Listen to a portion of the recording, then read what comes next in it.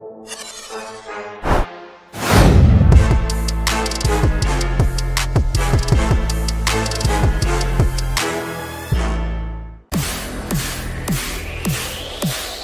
watching Oilers Nation Everyday with Tyler Yaremchuk. Your one-stop shop for all things Oilers.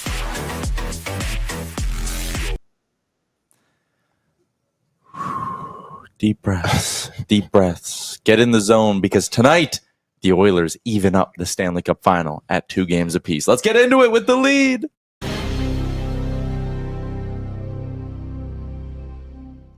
A big hockey game and a big opportunity for the Edmonton Oilers. Is it must-win territory? Is it can't-lose territory? We're going to break it all down today on Oilers Nation Everyday. As always, coming to you live from the Sports Closet studio. Check them out online at sportscloset.ca. From jerseys to hats to the legendary foam finger, you'll find it all and more at the Sports Closet. The show, as always, a presentation of Bet365. Download the app today and use the promo code NATION. Whatever the moment, it's never ordinary at Bet365. Tyler and Liam with you. Jay, somewhere? Just a man of the people right now. I think he forgot that the show started. Yeah. Classic Jay. We're also going to be joined in about 45 minutes time by Dan and Chris Powers. They're the Empty Netters podcast, if you're one of their listeners. And they know what time to be here. Yeah, we were giving them a hard time about that last night. We said, you owe the listeners an apology. But anyways, they're coming on the show later on. They're great guys. We had a couple of beers with them last night at Elbow Room as well. Been getting after it a little bit, but we're excited to talk some hockey with those two. They'll tell us some good stories. But Liam, it's a short for giant game day edition of the show. And listen, who knows how many more of these we're even going to have left. So cherish them, right? Your game day routines, your rituals, all of that. Enjoy it. You have to take it all in. We're in the Stanley Cup Final. We're down 2-1. But last time I checked, the Cup Final is a best of 7 or a best of 3. Correct. So the Oilers are still in a pretty good spot because they're here. Win tonight, dragging them back to Berta, baby, for a best out of 3 that way. Well, that's exactly it. You don't need to...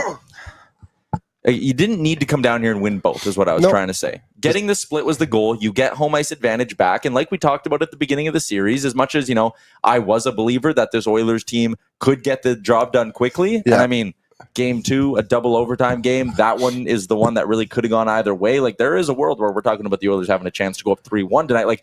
I still stand by my take, even though it's obviously going to be incorrect. The Oilers are going to, if they win the Cup, win it in 6 or 7 games. Like Mulick says, 3 more, Oil in 6.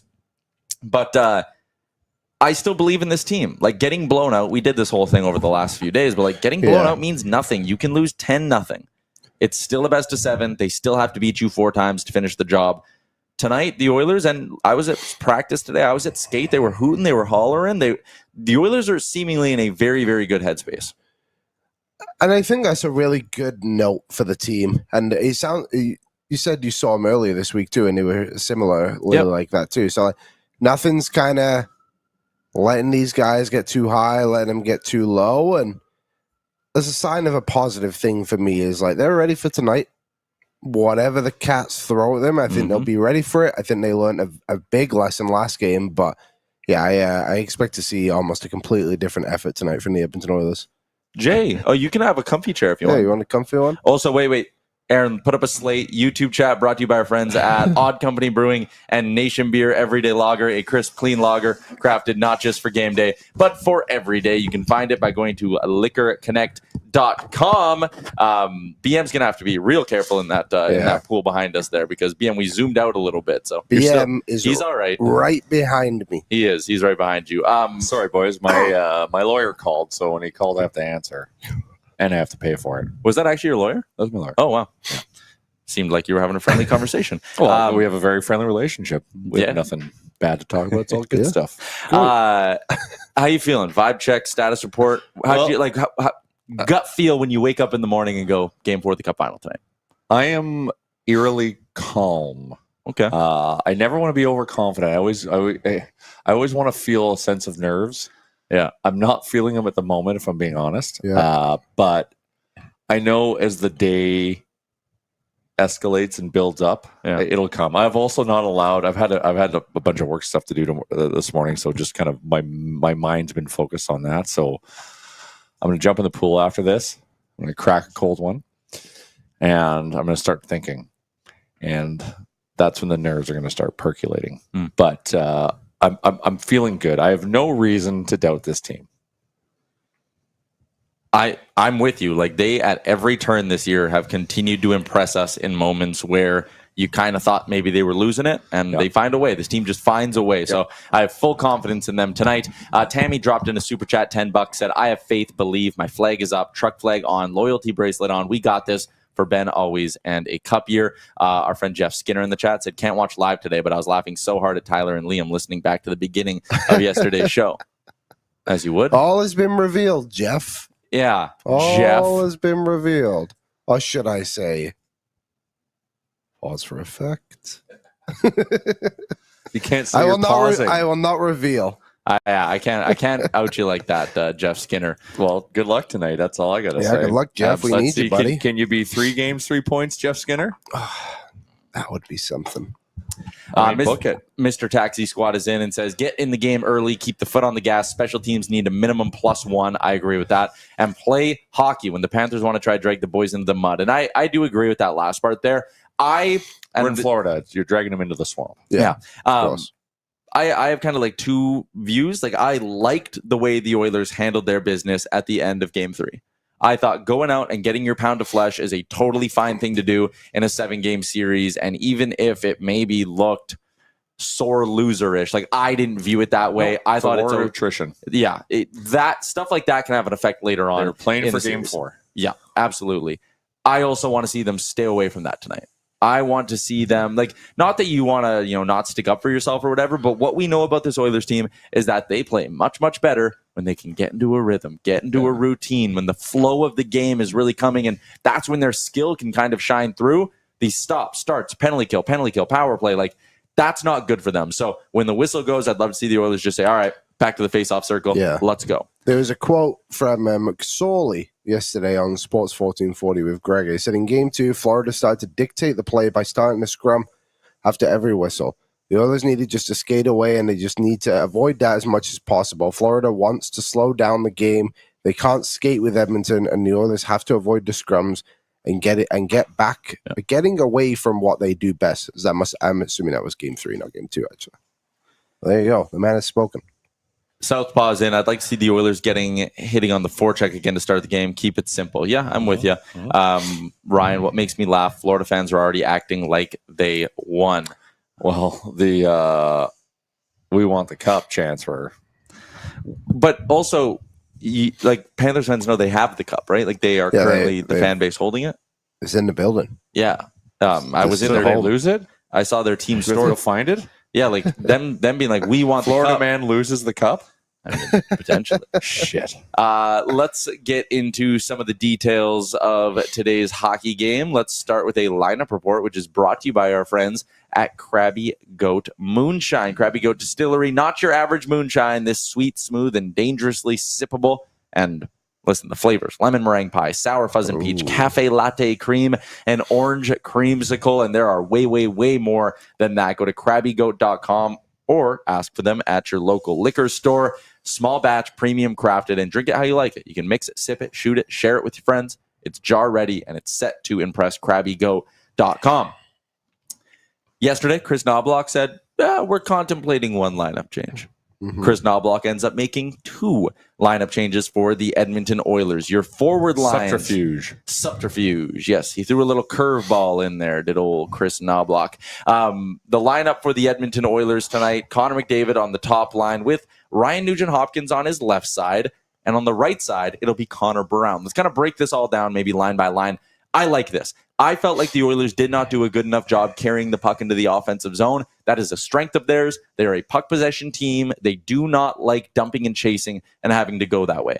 Connor Brown also doesn't like dumping and chasing. He moves well. He's got good hands. He can carry the puck over the blue line and actually try to create some sustained offensive zone time with Connor McDavid on the ice. I like the elevation for Connor Brown, even though he's not necessarily playing his best hockey right now. Yeah, I think it's good too, because he's somewhat similar to Hyman in a way, isn't he? So a bit of familiarity in a sense of style there for Nugent Hopkins and McDavid. So he's not playing his best. I thought last game was probably the best we've seen him play in the 3 so far since he came back from his injury. So I like the elevation there, and obviously Jeff Skinner in on the third line too. Sorry, I'm looking at BM who put a towel over his face to cover himself up so he can float in the pool. Second line, Kane, Draisaitl, Kapanen. Couple of guys who can get in on the forecheck with Leon Draisaitl. Don't mind it. I have fears defensively with that group. No, I fear no one. Okay. Mm-hmm. That's the one line I look at and I'm like, I don't know if there's a lot of defense being played there. Well, but you got Selke candidates, Leon Draisaitl. Yeah. He did. He got one first place vote. That's for the right. Selke. Shout out Elliot Friedman. So second line, I maybe don't love as much as the first line, but I will also admit, you know what? Like maybe having Podkolzin up there would have made me feel better than Kapanen, but then you're flip flopping guys, so it's not exactly the cleanest swap to make. Third line, Henrique with Frederick, and Jeff Skinner is going to get into a Stanley Cup Final game. Jeff Skinner has played 2 games in the playoffs. Jeff Skinner has 2 points in the Stanley Cup playoffs. So you're inserting a point per game player into your lineup. That sounds good to me. Let's hope he can make it 3 games where he has a point in the playoffs. He probably will. He probably will. It's just the way it's going to work. He's going to find a way. I like that line of Henrique and Frederick too, and Skinner just give them. They struggled to create chances last game. Never mind score a goal. So at least with Jeff Skinner, sorry, See you, BM. There's an ability there to put the puck in the back of the net. Yeah, and listen, like Viktor Arvidsson wasn't bad.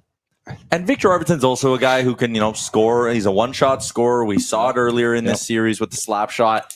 Jeff Skinner just, again, I think gives you a little bit more of that puck possession game. And I think that's the adjustment here that Kris Knoblauch is kind of going for. It's like, we want to play with the puck. If we're in their zone, it should, hypothetically, not that this was true last game, it should lead to you taking less penalties. It should lead to less tax and less stress on your goaltender. Yeah. So, again, Jeff Skinner can be that puck possession guy for you on the third line. Excited to see what our boy Trent Frederick can do as well.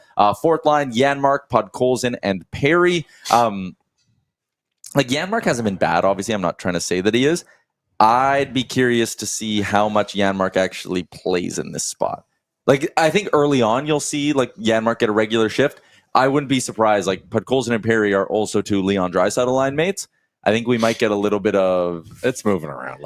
Yeah. If there's one thing our lineup's been, it's been fluid. Yeah. Mm-hmm.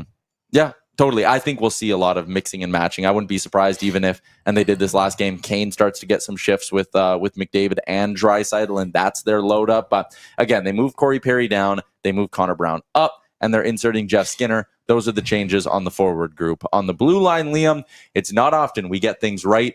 This is what we were asking for from the game Matthias Ekholm returned. I said, why would you disrupt all your pairings, or 2 of the 3, when you can only disrupt 1 of the 3? You put Kulak with Bouchard. That works. That had worked for a long time. Bob Stauffer pointed out, he goes, hey, Brett Kulak plays better when he's playing a heavy workload and he's in the game. Kulak and Bouchard were a legitimate top pairing. Nurse and Stecher, that's your Nurse whisper. We don't have to explain it any more than that. That pairing works. So now you have third pairing that works. It's listed as the second pairing with Kulak and Bouchard. That works. You put Ekholm with Wallman. Putting Ekholm with a puck mover has traditionally worked. I think this is the only correct way for them to put these pairs together. Yeah, I do too. And I know people will be worried about Jake Wallman playing on his offside, but he did that basically his entire career until he got to Edmonton. Yep. The whole time he was playing with siders on the wrong side. Same thing when he was in San Jose on their top pairing as well. He's more than comfortable playing there, and I really like these pairings too. Hopefully, Ekholm and him can find some chemistry pretty quick. Flip them. Just flip them. Flip them. We got to flip. Someone's flipping. Someone's got to be flipped. We got to flip. Stu Skinner is going to be your starting goalie tonight. Good call. Yeah, he's our best goalie. Yep, and we talked about this yesterday.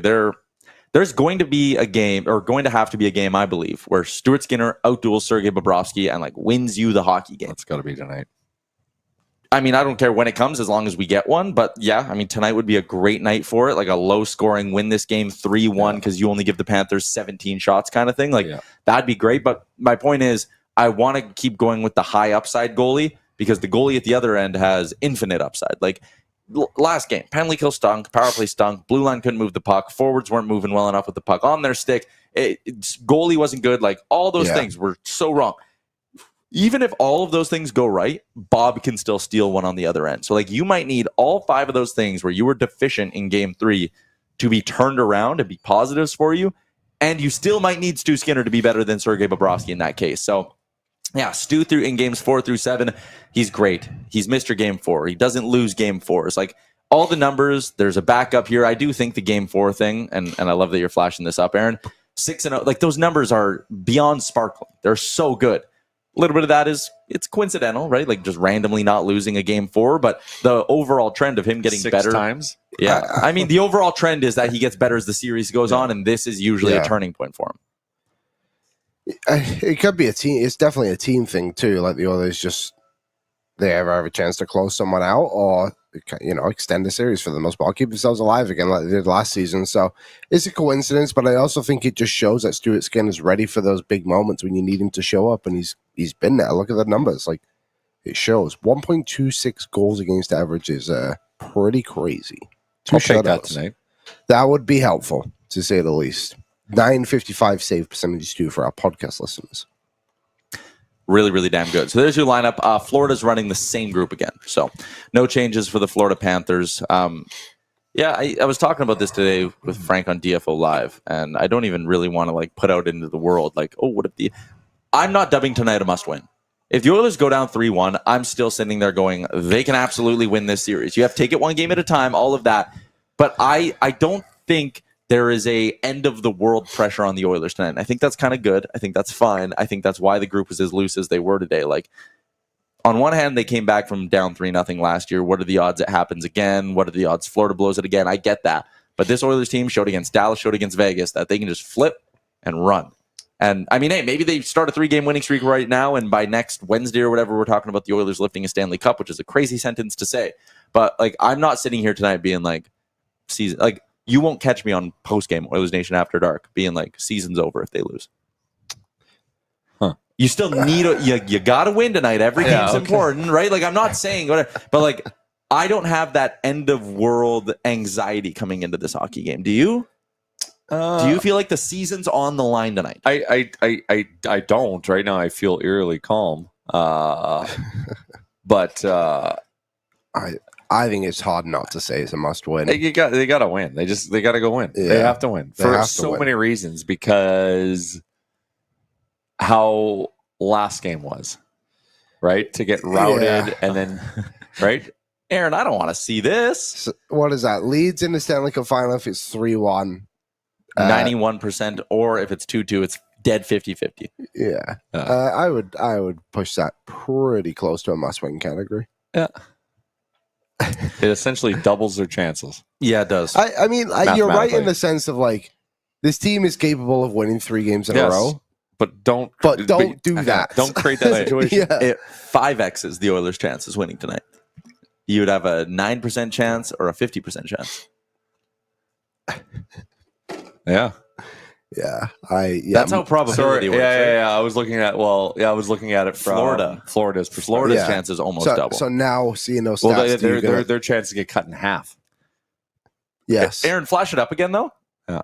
Because I think the Oilers, I'm doing max unit whale bet already on the Oilers winning game 5. I know for a fact they're winning game 5. Yeah, so that's where we're going to win this one. So I mean, if you trail 3-2, you win 20% of the time. Like, I don't know. But you have to get to 3-2. I know. That's what you're saying, right? Like you're now projecting. Yeah. I like the 50%. 2-2 would be preferable. Yes, I agree. Preferable for the Oilers to win tonight. I was just kind of making a point of like, I don't know. I think I would fully believe in this hockey team if they were down 3-1. They're not going to be. LA Canuck is in. Hey guys, he dropped in $50 by the way to the Ben Stelter Foundation. He's been coming in on basically every show for the last little bit. So we appreciate you, Carl. He said, hey guys, I've got nothing but butterflies, can barely sleep. Having the additional day off only makes it worse, LOL. Trying to focus on work. Just need to get to the 5 p.m. start out in Los Angeles or out in California. I should say D-Pal dropped in $27.99 right now. If anyone can come back down 3-1, God forbid, it's the Oilers Cup year. And that's kind of my whole point. You said it better than I did, and you donated some money to the Ben Stelter Foundation in the process as well. All right, gentlemen. let's keep cruising along with the show. I want to give you guys some game notes for our friends at Sherwood Power Sports and Marine. All your outdoor needs. Hockey season is almost done. That means it's outdoor season in Alberta, in Edmonton. Head to Sherwood Power Sports and Marine. If you have a boat already, get it fixed up. You need it serviced before the year, and their service department is top notch. The Edmonton Oilers in the last 2 cup finals, okay, so last year and this year, on home ice, they are averaging 4.8 goals per game and 36.6 shots on goal per game. Mm-hmm. On the road, those numbers dropped to 1.8 goals per game and 26.6 shots per game. They dropped by basically 3 goals and by 10 shots on goal per game. You're going to need to break that one tonight, eh? So it's one of those things where, is it a concerning trend or are they due? Like, can you keep Connor McDavid and company quiet for that many consecutive road games? Because McDavid's 5-on-5 numbers are, they're way down there. But today they're going, whoop. I mean, again, is it something's got to give, or is there something, and I hate that I'm like even bringing up pessimistic points, but like for the sake of the conversation, is there something to Florida with the last change, Florida being able to match exactly how they want to against McDavid? It hurts them because those numbers, like, we're now 10 games into this head-to-head matchup over the last 2 postseasons. That's 10 games. That's not like a fluke, right? It's a decent sample size. It's a decent sample size. Yeah. There's definitely those variables at play. They're making sure they got their best guys doing the job against McDavid, like, and they're in full control of that at home. Yeah. So of course there's going to be a negative impact, but I feel like, you know, there is so much attention on Connor McDavid for this game. Like, you've got Stephen A. Smith trying to rip Connor McDavid right now, which is absolutely crazy. Shrink the game. Shrink the game. Like, it's gatekeep. It's wild, but you got to believe it in your heart. Yeah, that Connor's going to show up tonight. Like, he'll just persevere. Like, yeah, he's playing in tougher conditions when he plays on the road against the Panthers, but he's just going to find a way. Mm-hmm. Like, I don't think there's any stopping him tonight. So those numbers were just against Florida, right? Home and away? Yeah. This year and last year? Yeah, just against Florida in the Cup Final. Do you think it has anything to do with the conditions? Like the ice? Ice is the same for both teams. Yeah, but Florida play a much simpler style than Edmonton do, in the sense of, like, their skill isn't as elite, obviously, as what Edmonton's has, and I wonder if that does anything. You know what I mean? I mean, I think it's somewhat of a factor. Like, a lot of people have already mentioned in the chat how bad the ice looked the other day. It's interesting. I don't play into it too much, but, like, I do wonder. Obviously, it's a little bit different. I don't know. I'm more of like the ice is the same for everybody, but I get what you're saying, that like the Oilers, again, we go back to they're a possession team, and you're right. Florida's a ground and pound, chip it into the corner and run you through the end boards kind of thing. Softer ice, maybe it's why the Oilers power play isn't as good as that crisp Rogers place ice gives it, or does it give it the same feel? Well, then tweak and just play with your conditions, right? Like, this is, you know, heavy hockey is this is where it can shine, because this is where it's probably the move. Like, we've got big bodies with good hands, and we just need Bush to continue getting 10 shots on that a game and making sure there's someone there to try to create some havoc. 6 more shots for Bush would be nice. Yeah, just 6 more. Probably gets them tonight. Gets them to 30 as well. We'll talk betting in a little bit. We got another super chat from our boy Cam in a pizzeria. He's the best. $69.99. Just win. Yeah. Just win. That's it. Do a job. You got a job to do. I don't care if it's the grossest hockey game of our lives that we witness. Just come down into this swamp and pull a win out, and let's go home. Yeah. John is in. He agrees with you, Liam. He says 100% ice affects it. Even Gretzky said, soft ice, you can't make those passes. Need to chip and chase. Ice is the same for everybody, but different styles. So, yeah, maybe we do see a little bit more of that from the Edmonton Oilers tonight. But, again, I think their lineup changes. Brown up, Skinner in. That would lead me, like, they took Viktor Arvidsson's out. He's one of their best forecheckers. He's great along the wall. He's hungry. He's so like hungry. That to me is like, no, they're not going to play a more chip and chase style. They want to buy in to the possession game. Bush is in and says big Freddie game tonight. Calling it now. That'd be awesome. That would be great. That would be very handy. Hopefully, he's a bit more motivated after what happened last game. Yep. McKay says aggressive but not stupid. I don't mind that one. That's another thing too. The Oilers maybe a little overexcited last game. Maybe really felt like they had to try balance out the crowd impact early on, and it just really, really didn't work. We got some sounds in the room, I believe, right, Liam? I don't know. Do we? Oh, well, they're in there. Oh, maybe Aaron did it. Wow, Aaron, are you out here digging up sounds in the room for us? Hello. Let's get to sounds in the room today. It's going to be brought to you by our friends at Douglas Mattress. When I think about all the things I love about being down in Florida, the pool, the sun, elbow room.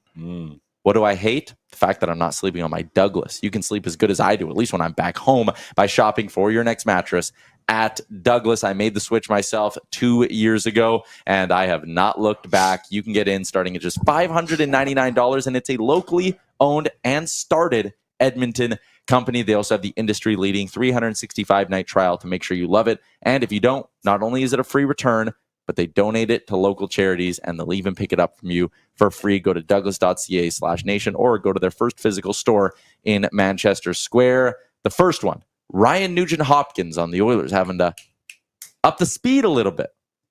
You talked about that, and they're going to try to. Well, I mean, they're definitely they play aggressive. They're on top of you quickly. So, I mean, we've obviously talked about that, and they're going to try to address it. And I mean, the biggest thing for us is playing fast, and I think staying connected. And we got away from that a little bit last game. And obviously, when you take a bunch of penalties early and you're kind of chasing the game pretty much from the get-go, it's tough. So tonight we got to come out with a bit of a better mindset and just use our speed and keep things simple, and that's usually when we have success. There's Ryan Nugent-Hopkins. Keep it simple, play fast. Keep it simple, play fast. Again, that's the mantra here that this team is going with right now, and that's why I think they're going to load up on a more possession-style game.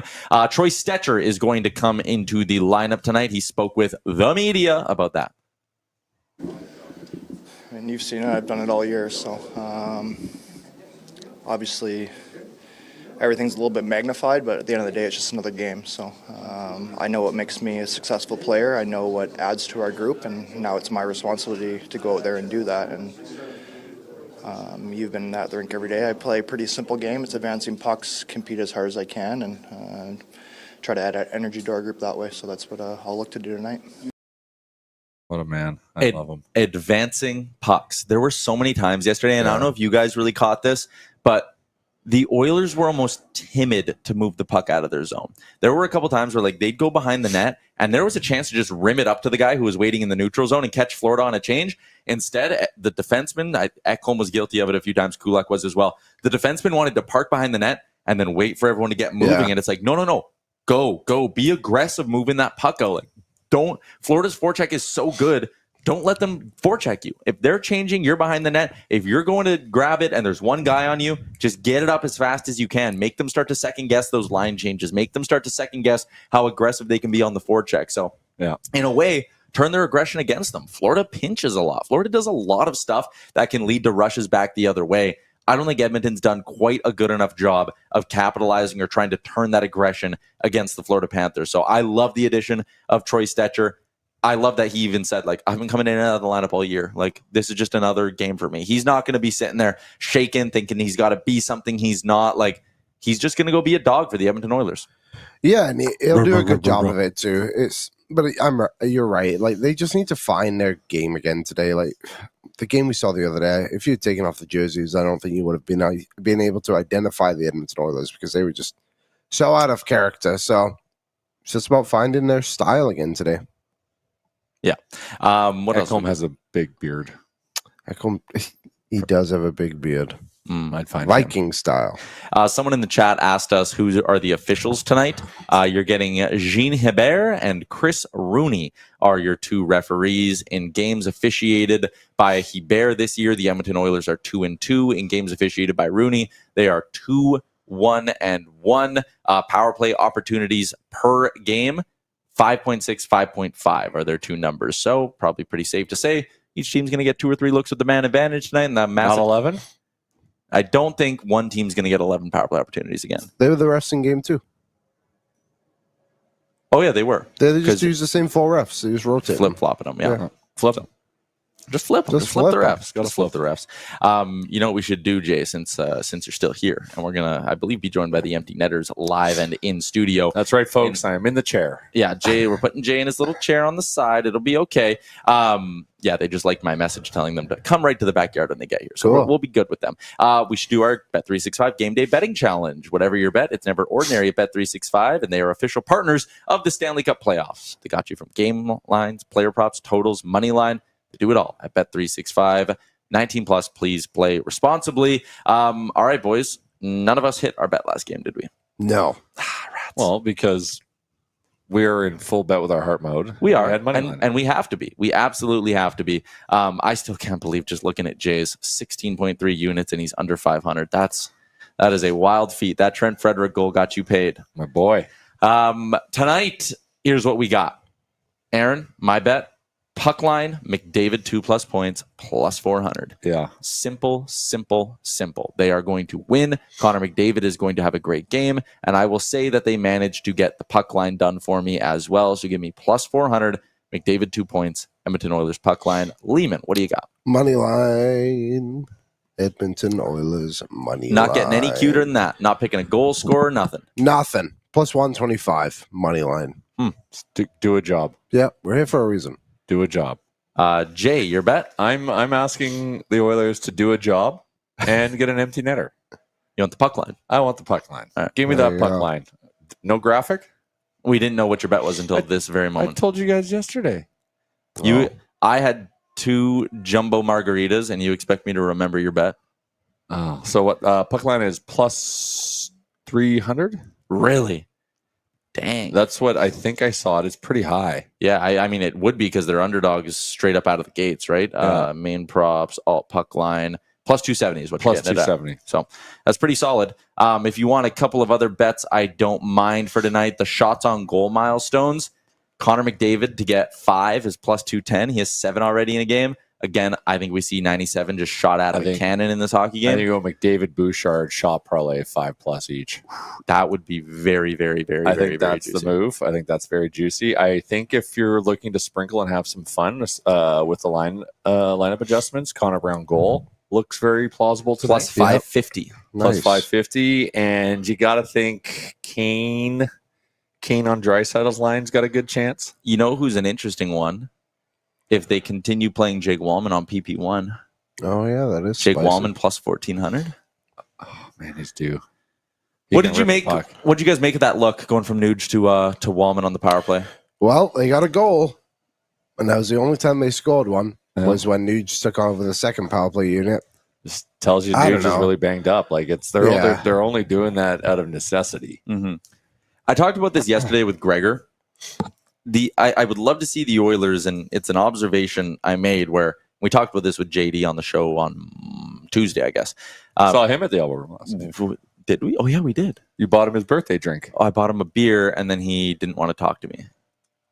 Classic JD. Anyways, no, he ran into someone. That's a guy, you can't go 10 steps with him. Like, I was at the rink with him the other day, and it was like, hey, JD. So, like, we're chatting, and we take literally 2 steps, and Calvin Pickard comes up and is like, Jason. And it's like, all right, well, you're busy. And then yesterday at elbow room, he takes 3 steps, and someone's like, Jason. Yeah. He's a popular man down here, is my point. What was I talking about? The power play.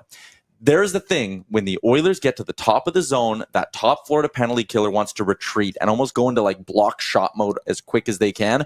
There's space up top, and I just want to see the Oilers kind of take advantage of that a little bit more. Like, that's why I don't mind Wallman up there, because you're adding another shot into the mix. And like, if you have Wallman on one side, McDavid on the other, and Bouchard up top, I just want it funneling down. Everything funneling down. Put Draisaitl on the back door. It gives you some different spots to even move Draisaitl around if you keep Wallman and Bouchard on opposite sides of the ice. Like, I don't know. I think it's a really interesting curveball to throw the Florida Panthers in the middle of a series to be like, hey, everything that made our power play great and historic, the pass to Leon, all that, we're going to abandon it. Yeah. We're ripping the pill now. They got to find a different way to do things sometimes, don't they? They don't want to become too predictable. So I don't mind it either. Unexpected, but again, it worked. It was literally the only thing that worked in game 3. You got 1 power play goal. Yeah. And it worked. It somehow worked. And it was, shot from the point, create some traffic, get a rebound. The other thing I really want to see the Oilers stop doing, Gregor really talked about this today, they need, and he has Kevin Woodley on, who's obviously a great goaltending analyst, stop shooting low on Bobrovsky. Yeah. Think about the goals that have gone in this series. They've been peppering him and beating him glove side. And there's just a couple of times last game where it's like they got a good look, and it's like McDavid tries to go 5-hole. It's like, you're not beating Bob down there. You need to shoot upstairs on Sergei Bobrovsky. He does that really, really low squat. He moves really, really good laterally. You need to beat him up by the glove and up by the ears.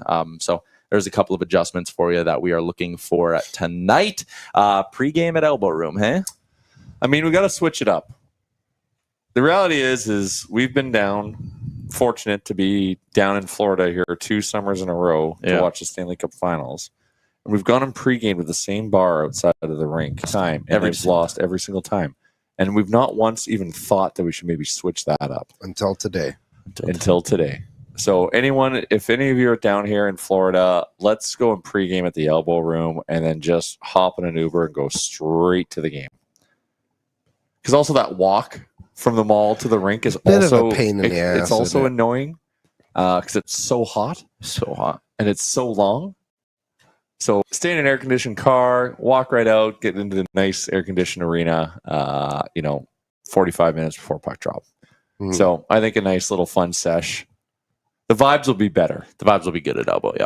Yeah, so I know there's not as many Oilers fans down this year as there was in last year, but if you're down here and you hear this and follow us, you'll see it on social. We're pushing.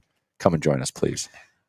Jay said he'll jump in the pool. 100 for Tyler to jump into the pool too. If I wasn't wearing my nice shorts, I probably would, but these aren't pool shorts, sadly. So I don't think I can give you guys a pool. I have loved this Airbnb though. It's been great. It's worked out really well. Yeah.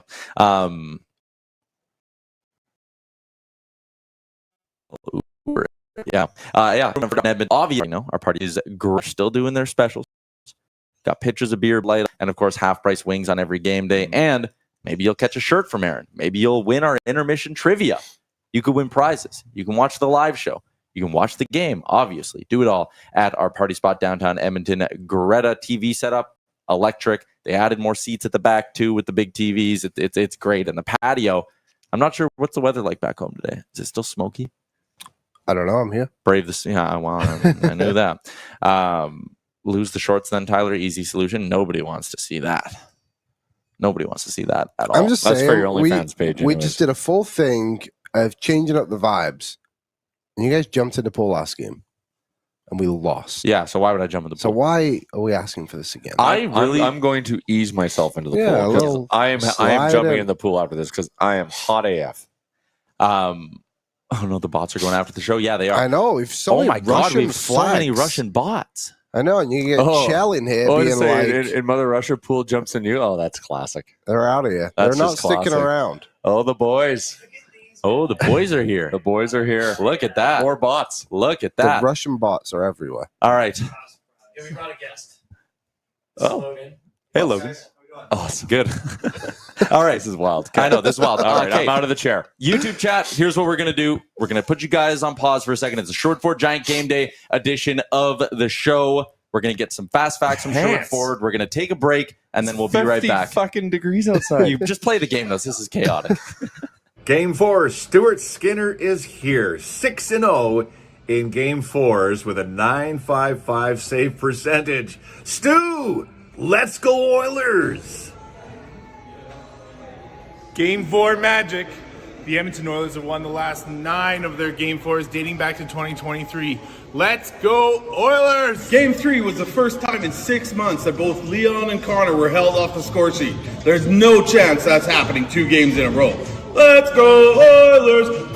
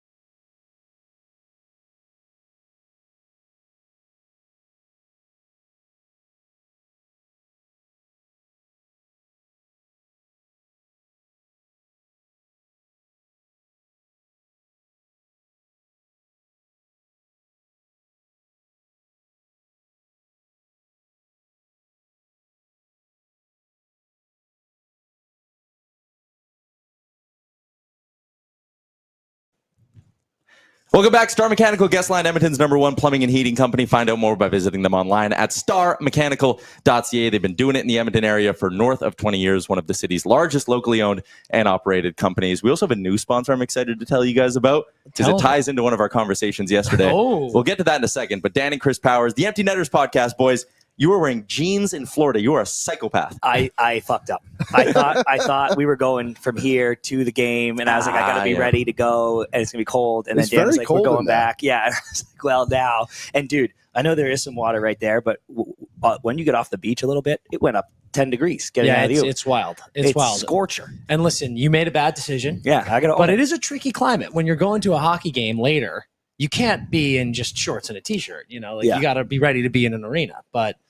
You've made a bad decision. You're going to live with it, and we're going to be okay. You're also California boys, right? You're a little used to the heat. We've been in California too long that now my blood is just way too thin. Yeah, I need this, actually. I get so cold now, so I got to just layer up all the time. Which is why you're lucky that your last 2 trips to Edmonton have been in June, right? You aren't finding reasons to come to Edmonton in December. I have only been in Edmonton in June, and I'd like to keep it that way. Until last night, we started talking about skiing, and now I'm like, I think we got to come up there. Well, we talked about our Jasper Pond Hockey Tournament with you guys. We sure did. Which is one of the most beautiful events that we do. It's great. Are the Russian bots still giving us trouble? They're everywhere. This one said, Putin doesn't drive Stuart Ford. He prefers to drive Lada. They're coming at our sponsors. They're coming at the ads. This isn't even a Stuart Ford section. Now that's a bridge too far. That is a bridge too far. He kind of has a point. Wait, are we allowed to swear on this show? Yeah, yep. Please do. I heard the chat was talking shit about my not great interpretation of 12:45, and we missed. Dude, yes.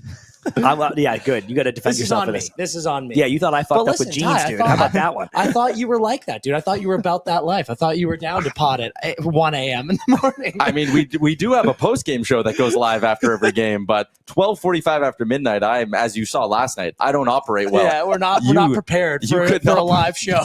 Don't put a mic in front of me after midnight. That's a recipe for disaster. But yeah, a big game today, obviously. That's why you're dressed for the rank. Yeah. Also, speaking of this, we saw, and maybe this is an omen, maybe it's a Vasily Podkolzin anytime goal. Because last night, while we were having dinner, he was just walking up and down the beach, jeans and a hoodie. A hoodie? Yeah. Speaking of Russians, that's fucking insane. My God, a hoodie is truly diabolical behavior. Yeah. Like jeans, I think is also crazy, but I can live with jeans. Maybe you're at a nice dinner or something, you had to wear pants or something. A hoodie is just... Is he trying to cut weight for the game? I think he's like 2 pounds above playing weight, and he's got to be a little bit faster. He's like, you know what? These Panthers guys are fast. Alone? He was on the phone. Wired headphones in. Okay, well, hold on. Here's the thing. I've actually heard wired headphones are back. It's like the new hip thing that kids are doing these days. So this is true. I'm not going to sewer him for that one. I will sewer him for the hoodie. Yes. You know what I struggle with in terms of things being back in with the kids? I don't know what length of sock is cool. Are you joking? We literally talked about this on the podcast like last month. Really? We brought in a producer.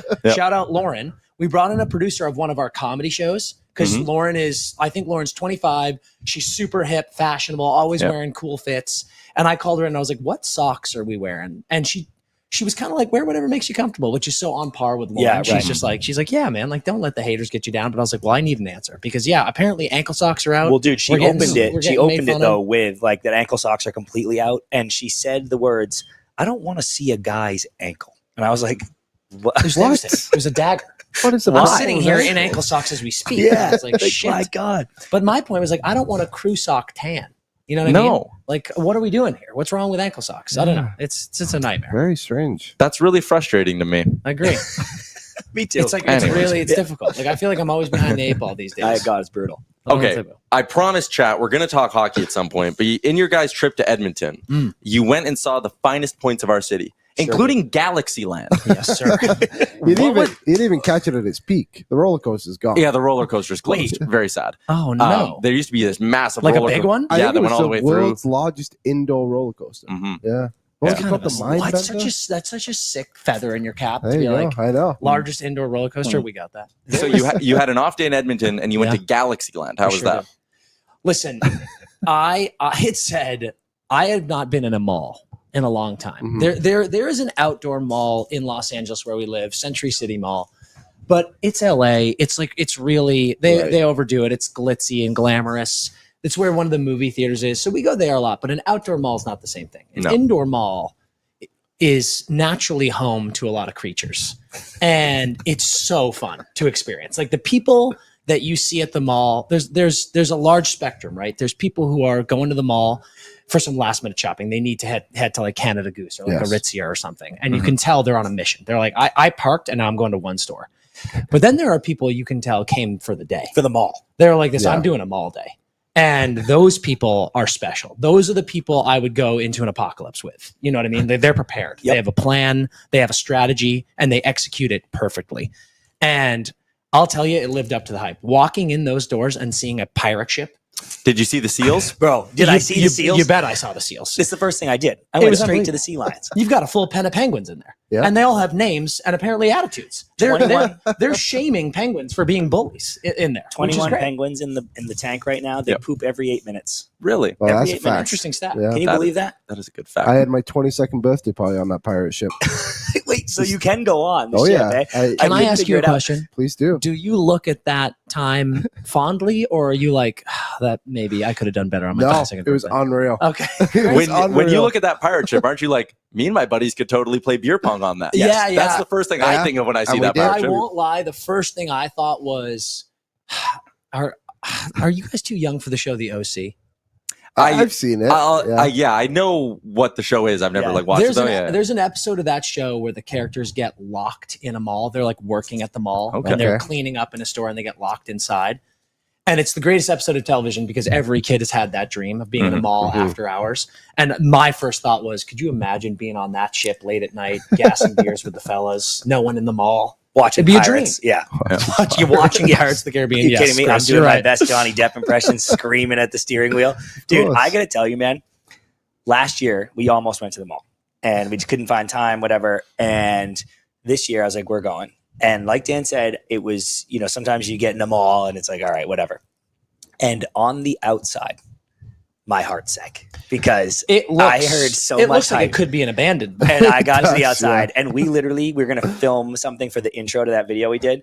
And I was like, this can't be the main entrance. Like, we have to find the actual entrance so it will look pretty. I don't want to embarrass the city or the people, the lovely people of Edmonton. And then somebody was like, no, this is the main entrance. And I was devastated, dude. Not 3 steps inside.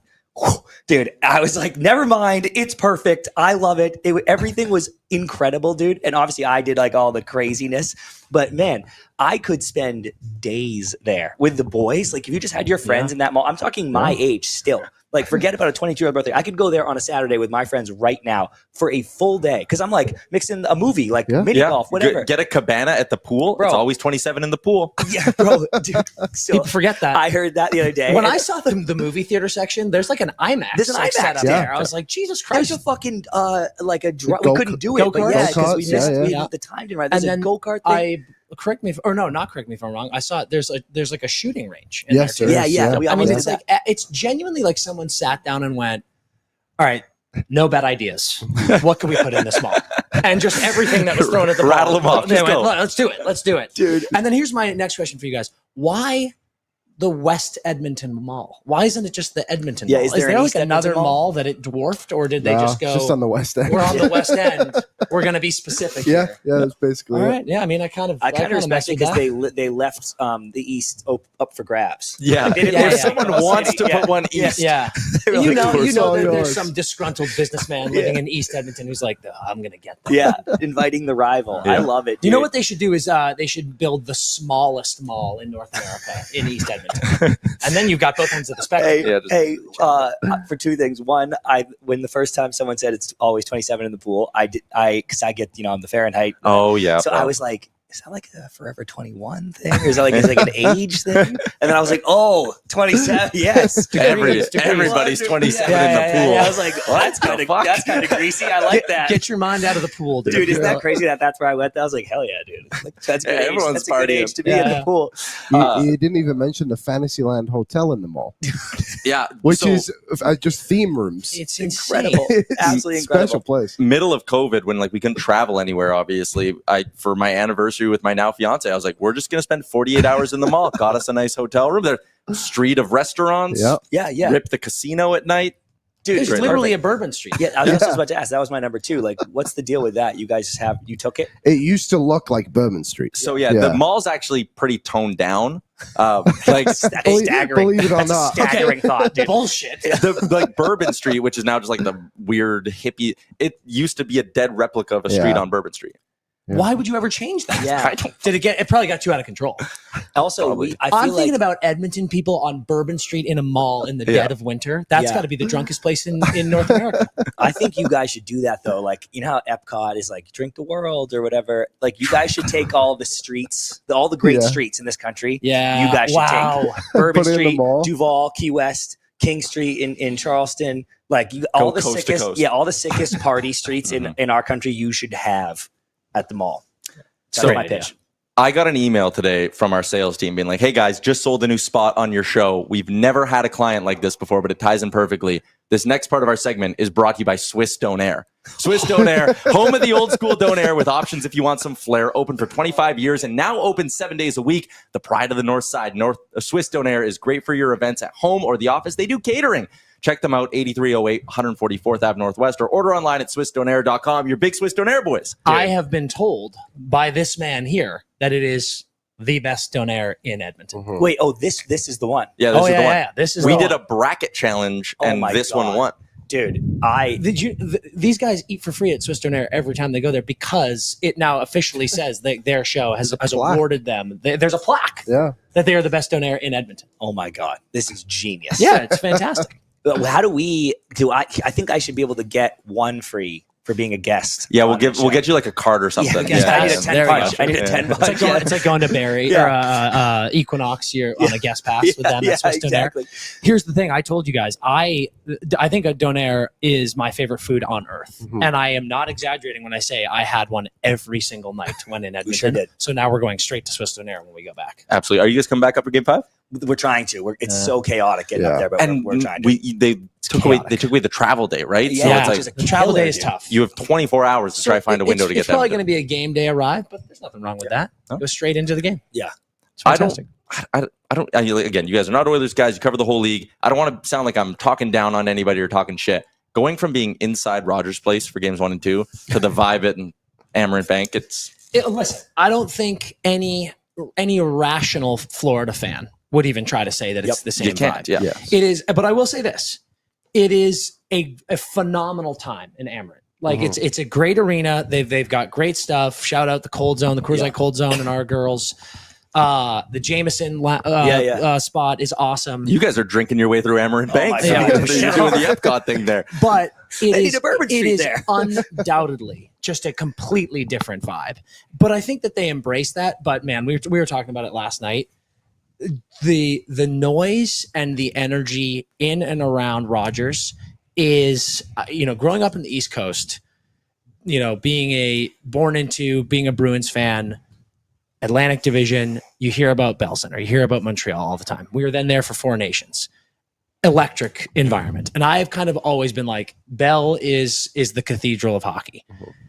The last 2 years getting to come for an obviously different, but Stanley Cup Final in Edmonton at Rogers, it is out of this world, that place. It's like, it is crazy the chills that you get in there. Gorgeous rink too. Oh my God, it's spaceship. It's a spaceship. Well, now that the downtown area around it's developed too. Like if you would have been down there 10 years ago, you would have been like, this is downtown Edmonton. Yeah. But it's like been a plan, totally revitalized downtown. And then you get the moss pits. When you walk out after the game, you're just surrounded by another 1,000 Oilers fans who are down there. And then the big tent, like it is crazy, man. This city does playoffs well. I always talk about nothing makes me more proud than the fact people get to come experience Edmonton at its best. And usually hockey people, all they know is it's shitty and cold there and it's a long drive from the airport. But the fact people actually get to see the city put out and display the way they do, it's electric. You know what my favorite part actually is? And we were in a great spot, just 2 blocks from the arena. My favorite thing was 3 p.m. the horns start honking. Yeah, dude. Oh, yeah. And that, you can't really describe that if you haven't experienced a city like Edmonton, in various sports. But if you've never been, and if you live in Edmonton, you know exactly what I'm saying. It is so cool. That's middle of the week. We're grinding through the workday. If you're in your office, you're working from home, and all of a sudden you hear the horn start honking. It's impossible to not be like, hell yeah. Like, here we go. Game the day. jerseys, you go your morning coffee at 8 a.m. Everyone out already has their jersey on. And I'm like, oh, okay. I don't know if you're aware of that. Without a doubt, most jerseys in the league. It's ridiculous looking around that arena. Everyone has a jersey. It's hilarious, dude. I love crazy. it. It is I was going to say too, even Boston, right? Like Hubble Hockey, where we're from there. Like, I love that rink. At Four Nations, Montreal was significantly louder than Boston. I just think your guys' markets just go so hard. And when Corey Perry tied the game that's one of the loudest I've heard. Shaking. Yeah, because obviously there were many moments across both games where that rink was really loud. When Corey Perry tied that game, I couldn't hear people next to me trying to talk. It was crazy. It's amazing. The Russian propaganda in our chat. Are we still going? But like, there's another one. How could it even be bots? They're doing such calculated things. These are our fans. Oh, are they? Yeah, we posted on our Instagram. We were like, pose as Russian bots in the chat when we go on their show. Did you guys actually do that? that would have been the funniest time. That would have been the funniest fucking bit ever. This in from Olympius Mons. Moscow Dynamo is greater than Edmonton Oilers. KHL greater than NHL. Oh, so for debate. Listen, I will say they are making good points. Yeah. Is this the first time you've been infiltrated by Russian bots? Yeah. We get porn bots. Sometimes. Oh, okay, yeah. But that's my cookies leaking into the thing. It's not picking up my phone. This is look at the porn. You know what bots this is us. We start DMing. I start tweeting at you guys one time, and now all of a sudden the Russian propaganda comes in here. We got 2 questions in the chat. One person said, "Are you doing the show from a poker table?" Yes. Have been all week. Second question: Who's floating in the pool? That's our fearless leader, Jay Downton, drinking a high noon on a business call, floating on a swan. Getting shit done. That is what they call wheeling and dealing, folks. Yeah. That's what's called Florida. That's what's called Florida in the summertime. Stanley Cup Final in Florida. I'll say to the chat, the poker table, it might look funny when we walked in, but you've got the drink holders. Looks great. How did they know? Beautiful. They're seeing what I'm seeing, right? You can see the padding. You can't really see the felt. Yeah. That's a poker table for sure. Oh, yeah. There you go. Yeah, Aaron, when you pull the topic bar off, you can definitely tell it's a poker table. Jay also showed up 5 minutes late for his hit on the show and just sits down and goes, "Sorry, I was on the phone with my lawyer." And I'm like, what? Who fucking walks into it? Jesus, sorry, my lawyer's all over me. Yeah. Okay. Before we let you guys go, 2 things. First off, you showed up here with an NHLer. So sure did. That was surprising. It was like, oh, shit. Okay. Gave you absolutely zero heads up. Yeah. So that was cool. I would have cleaned up the place a little bit more. He walks in and he's like, "Sorry, these guys have 96 beer bottles already on the counter." All right. Second thing, let's fucking dial in, get into game mode here. Here we go. Let's talk some real hockey. Let's focus up. Did the Florida blowout change your opinion of this series at all? Or are you more in the camp of doesn't matter, you can lose 2-1 or 10-1? Like, did Florida show a level that Edmonton can't touch, I guess, is maybe my question. No. I think that was an important win, and it was especially at home for Florida. But as we've talked about so many times, how many times do people need to count out this Oilers team before they learn their lesson? And also, we have seen in every series, literally every series, Edmonton give up this many goals and be fine the next game. We've seen them get blown out in now 3 of the 4 series and then be fine. I don't think they're phased in the slightest. I think the only argument you could make was the nonsense at the end of the game being Edmonton trying to punch back a little bit and, it just getting a little messier than they maybe would have wanted. But again, I think this team is so mature. I think they've been here. And again, they've responded to the adversity every single series they've seen it. I don't think anything matters. Now, again, if today we go to the game and they're completely out of sorts, then I go, okay, yeah, something did change.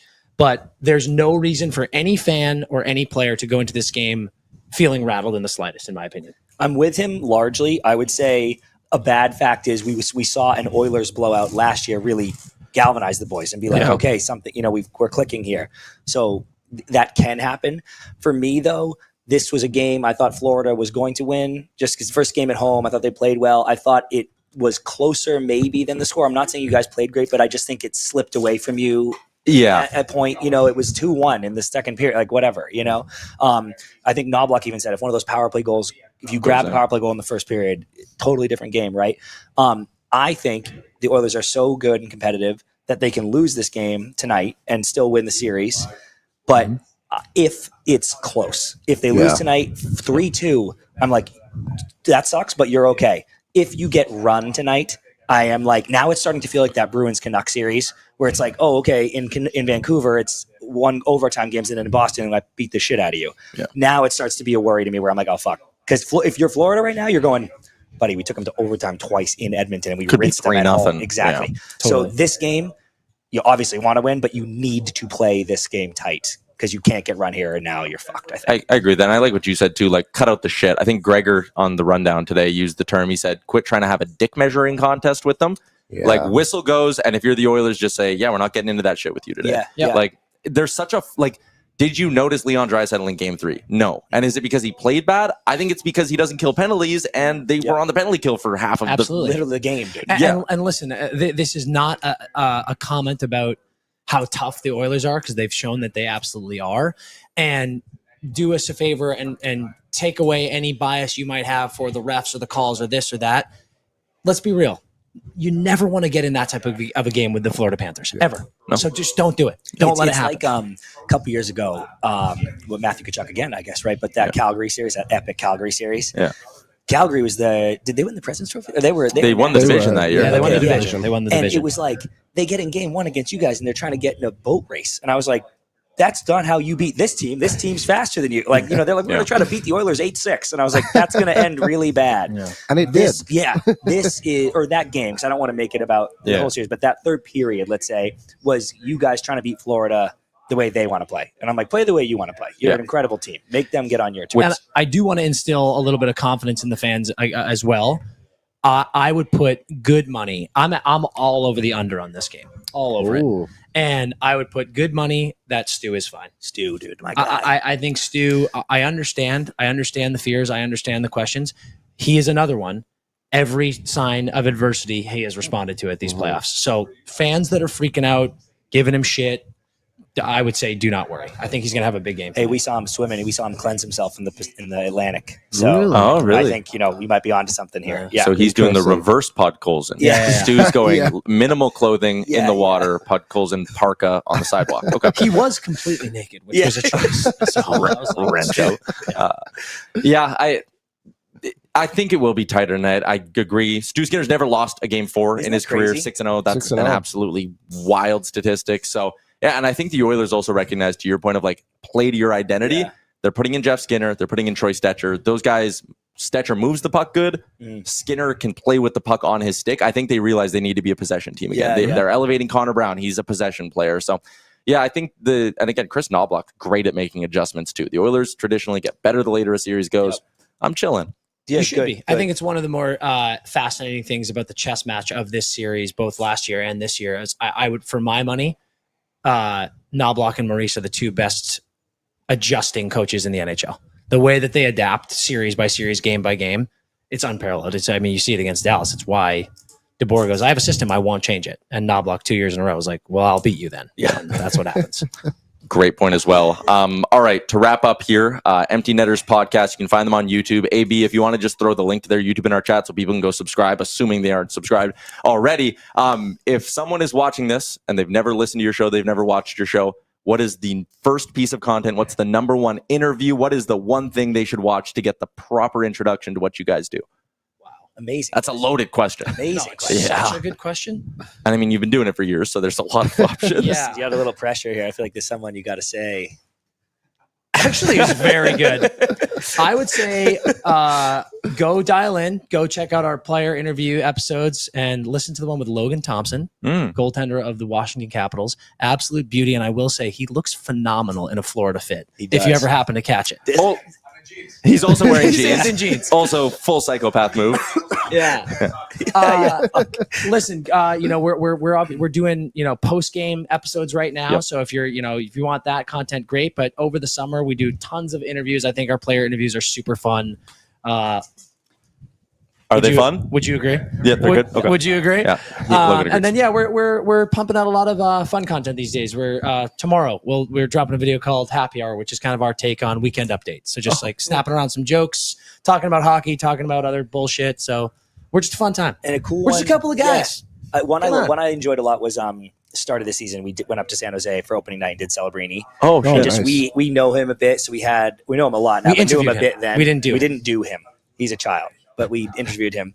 And unless he's at the pool, then yeah, he'd be unless 27. He is 27. And he's 27. And he was just, it was really cool because those first of all picks are just, media slammed everywhere. And it's all like, yep, like, I don't care where I go, whatever.